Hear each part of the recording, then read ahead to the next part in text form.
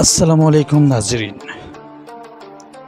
آریہ سماج کے ایک اور ویڈیو کے ساتھ ایک مرتبہ پھر میں حاضر ہوں اور آپ دیکھ رہے ہیں میری کہانی۔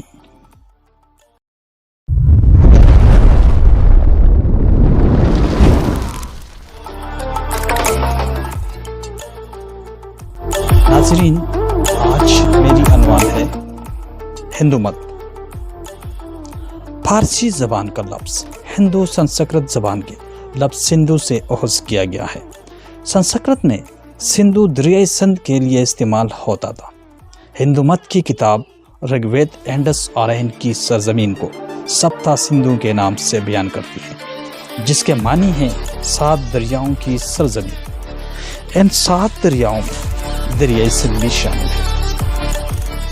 وہ تمام لوگ جو دیوتا کو خدا کی ذات کے اظہار کا ذریعہ سمجھتے ہیں اور ہندو مذہبی کتب اور روحانی قوانین کے مطابق زندگی گزارتے ہیں، وہ ہندو ہیں۔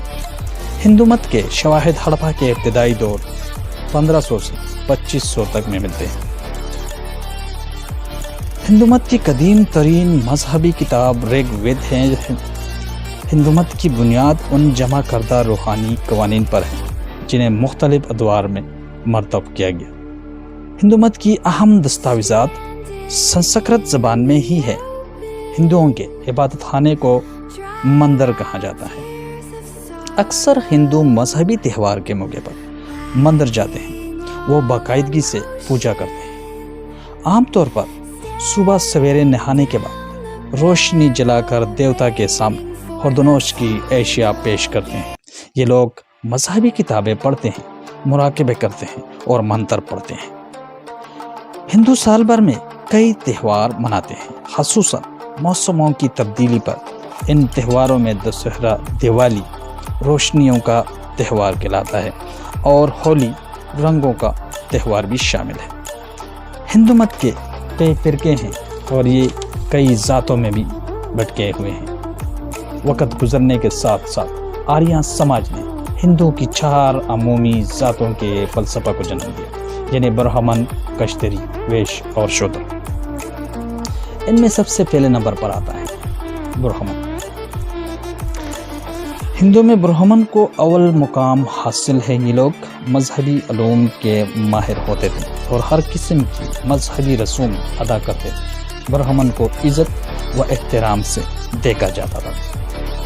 اس کے بعد دوسرے نمبر پر ہیں کشتری۔ ان لوگوں کے ذمے اموری مملکت و ملکی دفاتر، راجاؤں اور حکمرانوں کا تعلق بھی اسی ذات سے تھا۔